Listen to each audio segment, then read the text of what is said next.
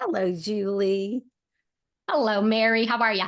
Good. It's so good to have you here. I thought we could chat a little bit about your beautiful article, How to Be Still with God. Can you share your story that you open up your article with? Yeah, I think it was fun because I went back to read the article again just to kind of refresh and remind myself. The moment I'm talking about was at that point in my life, I had been on dialysis for a couple of years. And I am a person who was born with one kidney, Oh, and I had cancer in that only kidney, and they needed to take it out. And so I was left on dialysis for a little, like real close to 3 years while I waited for a kidney donor to be found for me. But during that time, I discovered my life, the things that I did to normally calm myself or alleviate my anxiety, which is motion and movement, and just trying to control the things in my life that I thought I could control. All of a sudden, those things kind of evaporated because the longer I was on dialysis, the harder it was for me to do those things because I was exhausted all the time. mm, When you're on dialysis, you're using a machine every day to remove the waste from your body. So as the waste builds in your body during the day, you get more uncomfortable and more tired and those things. So the moment I was talking about in the article, I talked about these swans that I saw when I opened my eyes.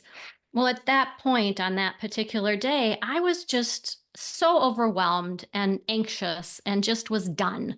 Just mhm. done with me trying to control everything, and I needed to let the Lord do it. And I said, Lord, show me you're here.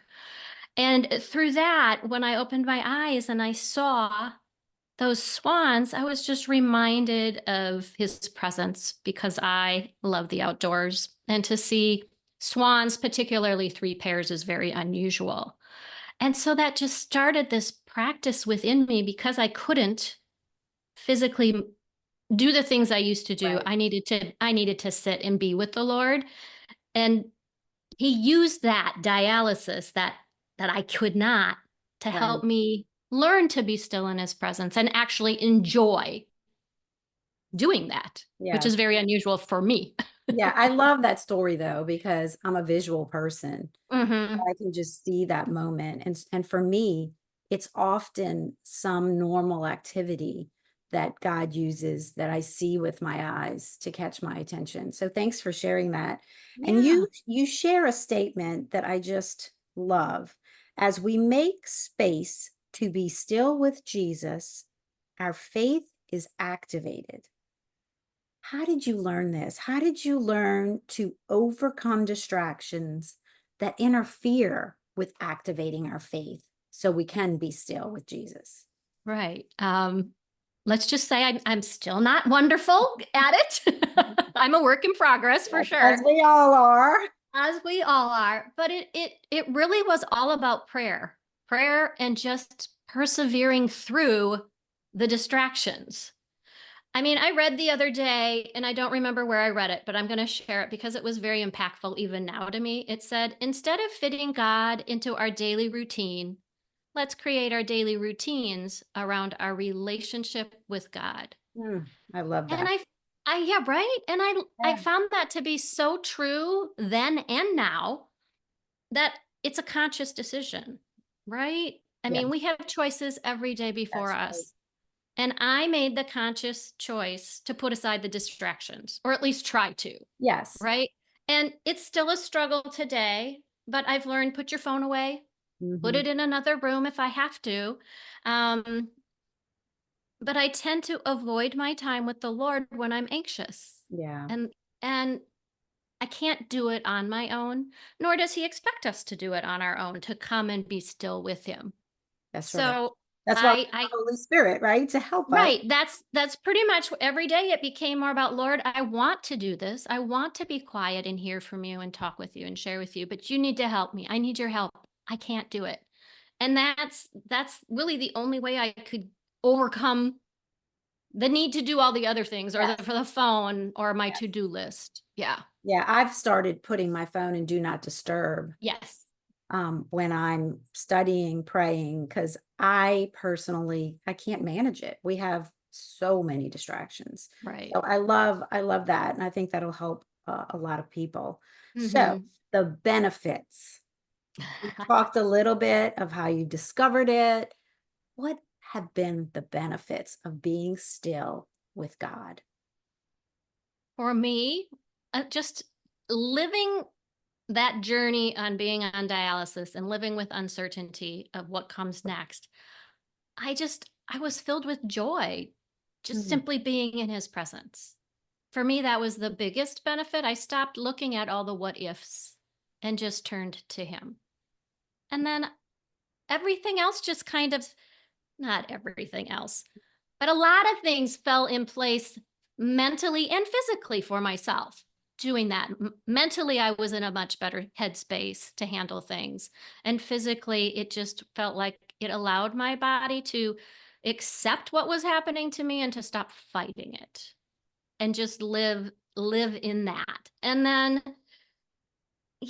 my heart rate slowed, right? I mean, when we're consciously just stopping, mhm. the heart rate slows, my Actual emotions, physical benefits, right? physical benefits. And like I said, emotionally and mentally, I felt so much better.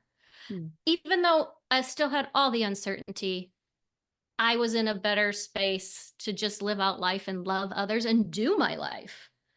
that's So great. I just thought, you know, if we take that time to still ourselves, okay, it's not always easy to quiet the mind. You have to mean it's very hard, but when we practice it more often, it gets a little easier.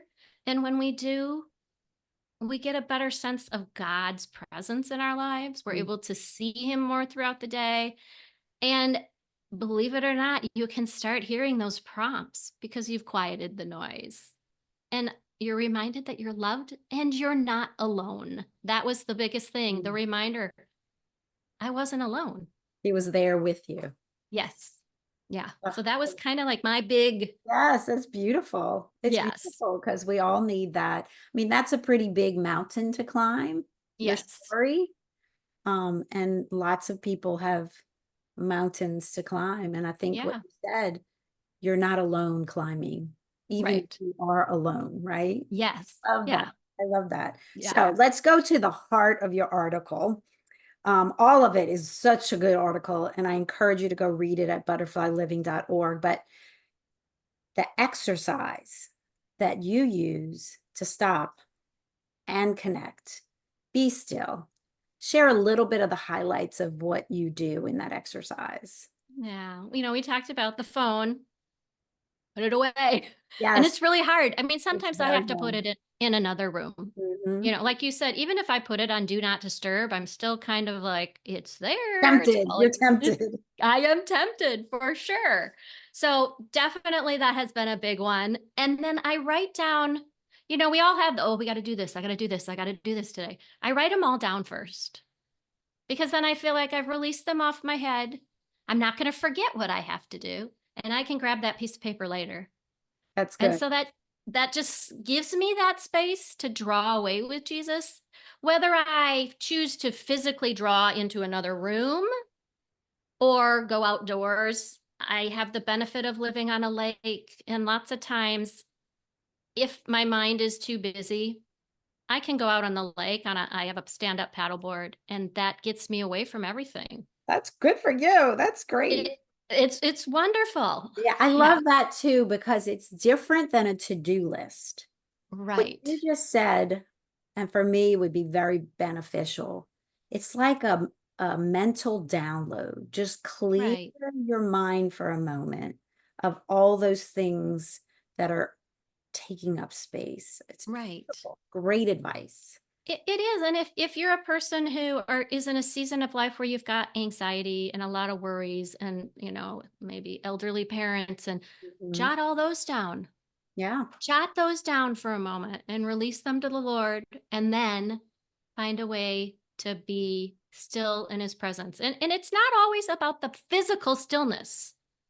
Sometimes, if you're like me, I mhm. need to go walk to quiet all the Yeah, thoughts in my brain.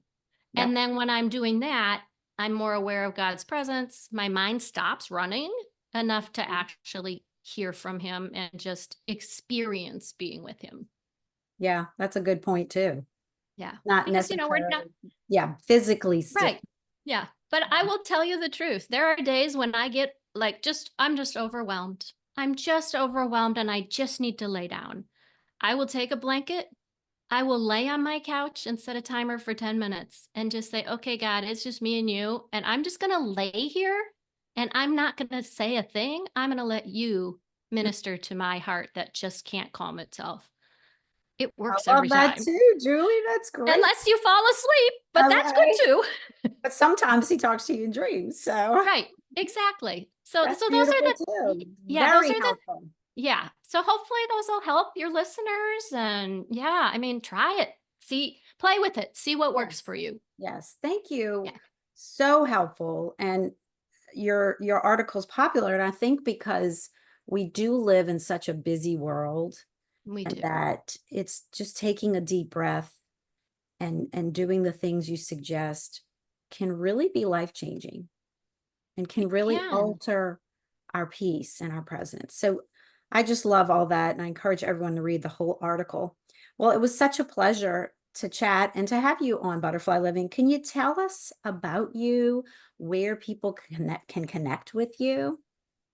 Yeah, I mean, I always tell people I'm that one who seems to always be, bubbly and joyful, and that is normally me. So, and people can find me on my website at julieademe.com, and that's really the best way to connect with me, learn about me, keep up with my current projects. I will let people know, we did this lovely project of the collaborative book together, and now Yes. I'm working on a Bible study, and so there's so many exciting things that the Lord is doing right now, and I'm looking forward to just seeing what comes next.